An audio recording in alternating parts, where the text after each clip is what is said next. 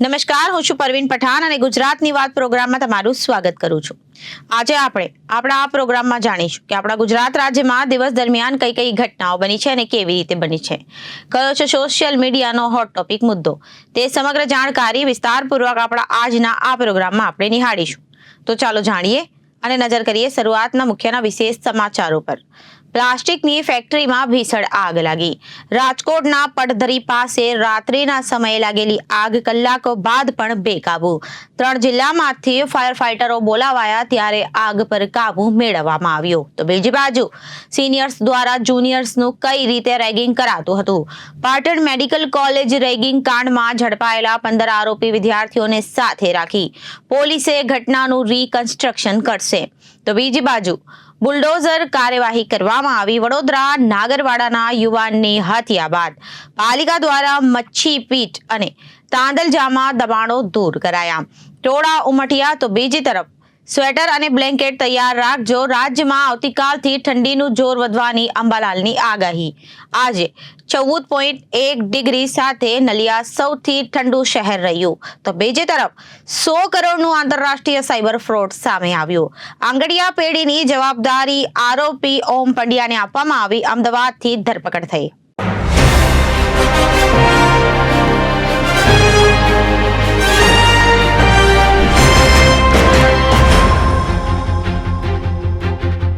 રાજકોટના પડધરી નજીક આવેલી એક પ્લાસ્ટિક ફેક્ટરીમાં રાત્રિના સમયે આગ ફાટી નીકળી હતી.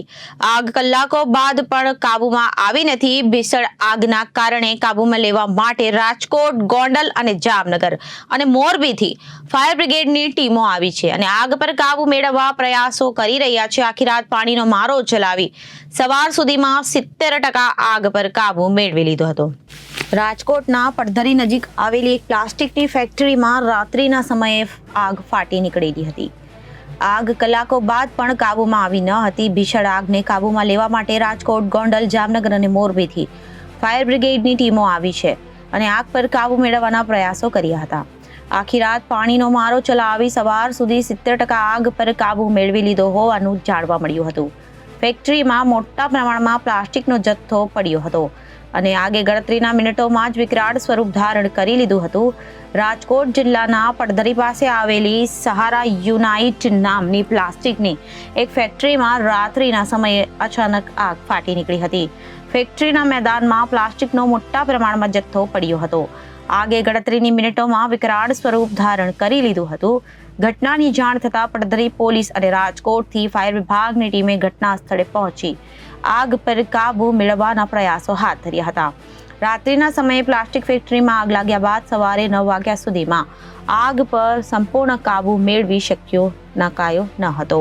રાજકોટ ઉપરાંત ગોંડલ, મોરબી, જામનગરથી ફાયર બ્રિગેડની ટીમો પણ ઘટના સ્થળ પર પહોંચી હતી અને પાણીનો મારો ચલાવી આગ પર કાબુ મેળવવાનો પ્રયાસ કરી રહી છે. સવાર સુધીમાં આગ પર 70% કાબુ આવી ગયો હતો અને બપોર સુધીમાં આગ પર સંપૂર્ણપણે કાબુ મેળવી લેવાય તેવી શક્યતા હતી. પ્લાસ્ટિક ફેક્ટરીમાં મોટા પ્રમાણમાં તૈયાર પ્લાસ્ટિક અને રો મટીરિયલ પડ્યું હતું જે આગમાં બળીને ખાક થઈ ગયું હતું. આગ પર સંપૂર્ણ કાબુ મેળવી લેવાયા બાદ નુકસાનીનો આંક જાણવા મળશે. આગ લાગવાનું કારણ પણ હાલ સામે આવ્યું નથી. પાટણના ધારપુર મેડિકલ કોલેજમાં સિનિયર્સ વિદ્યાર્થીઓ દ્વારા રેગિંગ કરાતા પ્રથમ વર્ષના વિદ્યાર્થી અનિલ મેથાણિયાનું મોત થયું. આ બાદ રેગિંગને લઈ રોજ નવા રહસ્યો બહાર આવી રહ્યા છે. મંગળવારે વાયરલ થયેલી એક વોટ્સઅપ ચેટિંગ પ્રમાણે પ્રથમ વર્ષ 200 વિદ્યાર્થીઓને પરિચયના નામે રેગિંગ કરવા જિલ્લા વાઇઝ ગ્રુપ બનાવીને બોલાવાતા હતા. જુનિયર મારફતે મેસેજ કરાતા હતા. બીજી બાજુ મંગળવારે 15 આરોપીઓ વિદ્યાર્થીઓને કોર્ટમાં રજૂ કરાતા કોર્ટે 1 દિવસના રિમાન્ડ આપ્યા. સિનિયર્સ દ્વારા જુનિયર્સનું કઈ રીતે રેગિંગ કરાતું હતું એ અંગે પોલીસે આજે આરોપીઓને સાથે રાખીને ઘટનાનું રીકન્સ્ટ્રક્શન કર્યું, જે બાદ આરોપીઓને ફરીથી કોર્ટમાં રજૂ કરાશે. આ અંગે તપાસ અધિકારી JP સોલંકીએ જણાવ્યું કે આરોપી વિદ્યાર્થીઓના કોર્ટે 1 દિવસના રિમાન્ડ મંજૂર કર્યા છે. આરોપીઓને સાથે રાખી ઘટનાનું રીકન્સ્ટ્રક્શન કરી પુરાવા એકત્રિત કરવાની કામગીરી કરવામાં આવી હતી, જે બાદ સાંજે 5 વાગે રિમાન્ડ પૂર્ણ થતાં ફરીથી કોર્ટમાં રજૂ કરાશે. કોર્ટે જે હુકમ કરશે એ હુકમ મુજબ આગળની કાર્યવાહી હાથ ધરાશે. શનિવારે રાત્રે પાટણના ઊંઝા રોડ પર આવેલી ધારપુર મેડિકલ કોલેજમાં એક વિદ્યાર્થી અચાનક બેભાન થયા બાદ તેનું મોત નીપજ્યું હતું. આ ઘટનાની જાણ થતાં જ પોલીસ કોલેજમાં દોડી આવી હતી. યુવક મૃતદેહના પીએમ અર્થે ખસેડાયો હતો. કોલેજના સિનિયર વિદ્યાર્થીઓ દ્વારા રેગિંગ કરાતા યુવકનું મોત નીપજ્યા હોવાની વિગતો સામે આવી હતી. ત્યારબાદ તાત્કાલિક એન્ટી રેગિંગ કમિટીની બેઠક બોલાવવામાં આવી હતી, જેમાં જુનિયર વિદ્યાર્થીઓને નિવેદન લેવામાં આવતા રેગિંગ થયાનું સામે આવ્યું હતું. રેગિંગની ઘટનામાં આરોપી 15 વિદ્યાર્થીઓને સસ્પેન્ડ કરી દીધા છે, જે હાલ રિમાન્ડ પર છે. હવે આ વિદ્યાર્થીઓ એકેડમીની કોઈપણ પ્રક્રિયામાં ભાગ નહીં લઈ શકે અને મામલામાં જ્યાં સુધી કોર્ટનો ફાઇનલ ચુકાદો નહીં આવે ત્યાં સુધી તમામ વિદ્યાર્થીઓ સસ્પેન્ડ રહેશે, જેથી તેમનો પ્રવેશ હાલમાં સ્થગિત રહેશે, જેથી બીજી કોઈ કોલેજમાં પણ હવે આ પ્રવેશ લેવા જઈ શકાશે નહીં.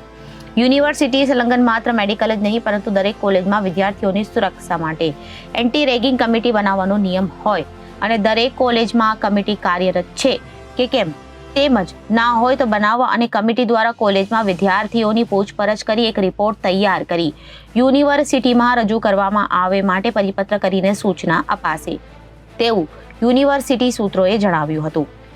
મૃતક અનિલ મેથાણિયાના પરિવાર સભ્યોએ જણાવ્યું કે એકનો એક દીકરો અનિલ ભણવામાં હોશિયાર હોવાથી પિતા ડોક્ટર બનાવવાના માંગતા હતા. પિતાનું સપનું પૂર્ણ કરવા અનિલ ધોરણ 12માં બોર્ડની પરીક્ષામાં તો સારું પરિણામ લાવ્યો, પરંતુ નીટની પરીક્ષામાં સારા ગુણ મેળવવા માટે છેલ્લા 6 મહિનાથી તનતોડ મહેનત કરીને 600માંથી 550 ગુણ મેળવી સરકારી ધારપુર મેડિકલ કોલેજમાં પ્રવેશ મેળવ્યો હતો.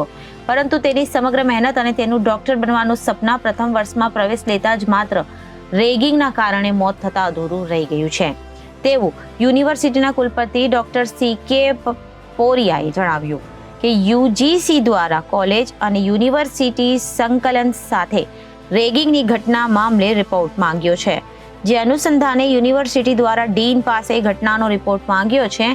રિપોર્ટ રજૂ થયા બાદ યુજીસીમાં મોકલાશે. જો કોઈ નિયમ ભંગ થતા હશે તો યુજીસીની સૂચના મુજબ કાર્યવાહી કરાશે.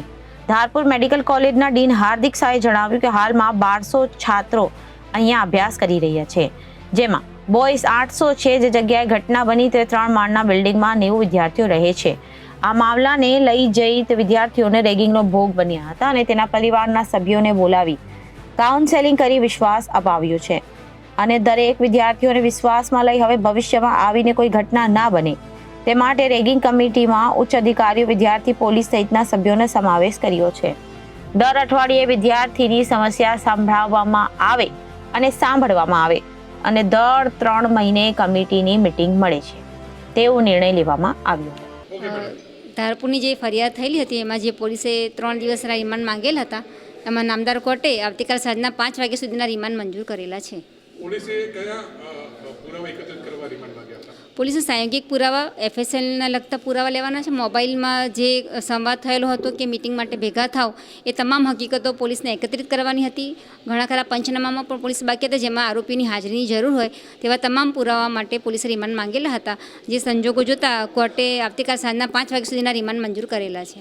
કેટલા દિવસની માંગણી કરવામાં? પોલીસે 3 દિવસના રિમાન્ડ માંગેલા હતા, પણ કોર્ટે આવતીકાલ સાંજના 5 વાગ્યા સુધીના મંજૂર કરેલા છે. શહેરના નાગરવાડા મહેતાવાડી પાસે રહેતા ભાજપના પૂર્વ કાઉન્સિલરના પુત્રની વિસ્તારના માથાભારે બાબર પઠાણ અને તેના શાગીર્દો દ્વારા કરાયેલી હત્યાને પગલે વડોદરા કોર્પોરેશન દ્વારા આજે મુસ્લિમ વસ્તીવાળા મચ્છીપીટ નાગરવાડા રોડની લારીઓ શેડ સહિતના દબાણો દૂર કરવામાં આવ્યા હતા. પાલિકા દ્વારા તાંદલજા વિસ્તારમાં પણ દબાણો દૂર કરવાની કાર્યવાહી હાથ ધરવામાં આવી હતી. ચુસ્ત પોલીસ બંદોબસ્ત હેઠળ હાથ ધરાયેલી આ કાર્યવાહી સમયે સ્થાનિક લોકોના ટોળે ટોળા ઉમટી પડ્યા હતા. જોકે આ કાર્યવાહી સમયે કોઈ અભિપ્રાય ઘટના ન બની હતી. મળેલી માહિતી પ્રમાણે વડોદરા કોર્પોરેશન દ્વારા અવારનવાર મચ્છીપીટ સલાટવાડા નાગરવાડા રોડ ઉપર સાંજ પડતાની સાથે જ ઊભી રહેતી ખાણી પીણીની લારીઓ દૂર કરવામાં આવતી હોય, પરંતુ એકાદ દિવસ લારીઓ બંધ રહ્યા બાદ પુનઃ ચાલુ થઈ જતી હોય છે. ત્યારે આજે વડોદરા મહાનગર સેવા સદનની દબાણ શાખા દ્વારા ચુસ્ત પોલીસ બંદોબસ્ત સાથે મચ્છીપીટ સલાટવાડા નાગરવાડા રોડ ઉપરની ખાણીપીણીની લારીઓ, ઓટલા, કાચા પાકા શેડ સહિતના ગેરકાયદેસર દબાણો દૂર કરવામાં આવ્યા હતા. સાંજે ખાણીપીણીની લારીઓ જમાવટ કરે તે સાથે જ પાલિકાની દબાણ શાખાની ટીમ ચુસ્ત પોલીસ બંદોબસ્ત સાથે રોડ ઉપર ત્રાટકી હતી. દબાણ શાખાની ટીમ JCB ડમ્પરો સાથે ત્રાટકતાની સાથે જ વિસ્તારના લોકો એકઠા થઈ ગયા હતા અને દબાણો દૂર કરવા સામે વેપારીઓએ વિરોધ પણ નોંધાવ્યો હતો, પરંતુ પાલિકા દ્વારા કોઈની શરમ રાખ્યા વિના અને વિરોધના પરાવા કર્યા વગર દબાણો દૂર કરવાની કડક રાહે કાર્યવાહી હાથ ધરી હતી. સ્થાનિક લોકોએ પાલિકાની આ કામગીરી સામે રોષ વ્યક્ત કર્યો હતો, પરંતુ પોલીસ બંદોબસ્ત હોવાના કારણે ટોળે વળેલા લોકો કશું કરી શક્યા ન હતા. મળેલી માહિતી પ્રમાણે નાગરવાડા મહેતાવાડી વિસ્તારના ભાજપના પૂર્વ કાઉન્સિલર રમેશ પરમારના પુત્ર તપન પરમારની સ્થાનિક માથાભારે બાબર પઠાણ અને તેના શાગીર્દો દ્વારા હત્યા કરવામાં આવેલી પાલિકા દ્વારા દબાણો દૂર કરવાની કાર્યવાહી કરવામાં આવી હોવાનું કહેવાય છે. જોકે દબાણ શાખા અધિકારી મંગેશ જયસ્વાલે આ કામગીરી રૂટીન હોવાનું જણાવ્યું હતું. તેમણે ઉમેર્યું કે પાલિકાની દબાણ શાખા દ્વારા અવારનવાર મચ્છી પેટ સલાટવાળા નાગરવાડા રોડ ઉપર ખાણીપીણીની લારીઓ દૂર કરવા આવે, આમ છતાં વેપારીઓ દ્વારા ખાણીપીણીની લારીઓ શરૂ કરી દેતા હોય છે. આથી આજે રસ્તો ખુલ્લો કરવાને ટ્રાફિકને અડચણ રૂપ આ દબાણો દૂર કરવામાં આવ્યા છે. વડોદરા મહાનગરપાલિકાની દબાણ શાખા દ્વારા આજે સાંજે નાગરવાડા રોડ ઉપર દબાણો દૂર કરવાની કાર્યવાહી શરૂ કરાતા વિસ્તારમાં ઉત્તેજના વ્યાપી ગઈ છે, જે સાથે જ વિસ્તારમાં ભારે ચકચાર મચી જવા પામી હતી અને લોકો દ્વારા નાગરવાડામાં ભાજપના પૂર્વ કાઉન્સિલરના પુત્રને હત્યાને પગલે આ દબાણો દૂર કરવામાં આવી રહ્યા હોવાની વાતો વહેતી થઈ હતી. પાલિકા દ્વારા 15 જેટલી લારીઓ અને 15 જેટલા કાચા પાકા શેડ તેમજ ઓટલાના દબાણો દૂર કર્યા હતા. ઉપરાંત પાલિકા દ્વારા શહેરના તાંદલજા વિસ્તારમાં પણ કિસ્મત ચોકડી તાંદલજા ખાતે ગેરકાયદેસર દબાણો દૂર કરવાની કામગીરી શરૂ કરવામાં આવી હતી. હત્યાની ઘટના બાદ પાલિકા દ્વારા બહુમતી મુસ્લિમ વસ્તી ધરાવતા મચ્છીપેટ નાગરવાડા રોડ અને તાંદલજા વિસ્તારમાં ગેરકાયદેસર રસ્તામાં અવરોધ, ખાણીપીણીની લારીઓ સહિતના દબાણો દૂર કરવાની કાર્યવાહી શરૂ કરવામાં આવતા ચકચાર મચી જવા પામી હતી. રાજ્યમાં આવતીકાલથી ઠંડીનું જોર વધશે. હવામાન નિષ્ણાંત અંબાલાલ પટેલ દ્વારા રાજ્યના તાપમાનમાં 2 થી 3 ડિગ્રીનો ઘટાડો થવાની આગાહી કરવામાં આવી છે. રાજ્યમાં સામાન્ય રીતે નવેમ્બરની શરૂઆત સાથે જ કડકડાતી ઠંડીની શરૂઆત થઈ જતી હોય છે, પરંતુ આ વર્ષે હજુ સુધી જોઈએ તેવી ઠંડી પડી નથી. જોકે હવે આગામી દિવસોમાં લોકોએ કડકડાતી ઠંડીનો સામનો કરવા તૈયાર રહેવું પડે તેવી અંબાલાલ પટેલ દ્વારા આગાહી કરવામાં આવી છે. છેલ્લા 24 કલાક દરમિયાન રાજ્યમાં 14.1 ડિગ્રી તાપમાન સાથે નલિયા સૌથી ઠંડુ શહેર રહ્યું હતું. હવામાન નિષ્ણાંત અંબાલાલ પટેલ દ્વારા 21 થી 23 નવેમ્બર દરમિયાન રાજ્યમાં ઠંડીનું જોર વધવાની આગાહી કરવામાં આવી છે. રાજ્યના પંચમહાલ, સાબરકાંઠા, કચ્છ, અમરેલી, જૂનાગઢ, વલસાડ, સુરત સહિતના જિલ્લાના તાપમાનમાં 2 થી 3 ડિગ્રીનો ઘટાડો થવાની આગાહી કરવામાં આવી છે.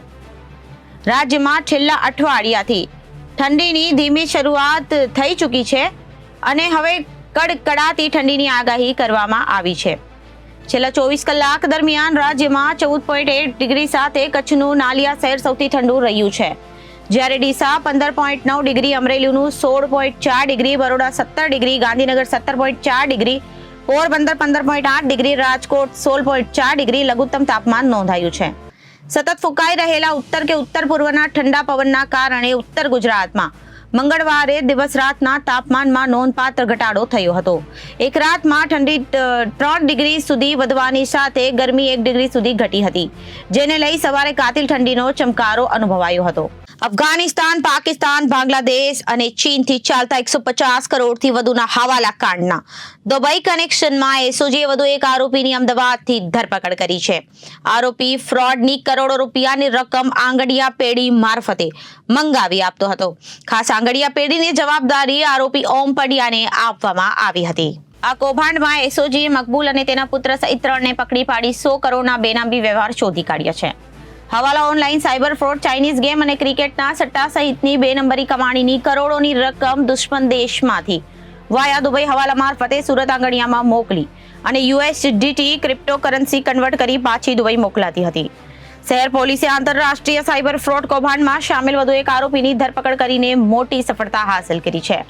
અત્યાર સુધીમાં કુલ 8 આરોપીની ધરપકડ કરવામાં આવી છે. આરોપીની ઓળખ અમદાવાદના ઇસ્કોન 4 રસ્તાના અમલદાસ એપાર્ટમેન્ટમાં રહેવાસી ઓમ રાજેન્દ્ર પંડ્યા તરીકે થઈ હતી.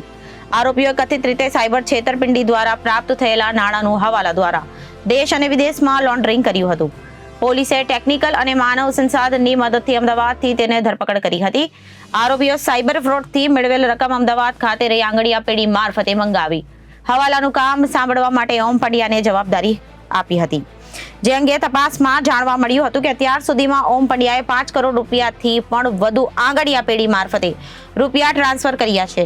આ રૂપિયા કોને ટ્રાન્સફર કર્યા છે અને કઈ રીતે નેક્સસ ચાલતું હતું તે અંગે આરોપી ઓમ પંડ્યાની ધરપકડ કર્યા બાદ આજે તેને કોર્ટમાં રજૂ કરવા આવ્યા હતા અને પોલીસે 21 નવેમ્બર સુધી ઓમ પંડ્યાના રિમાન્ડ મેળવ્યા છે.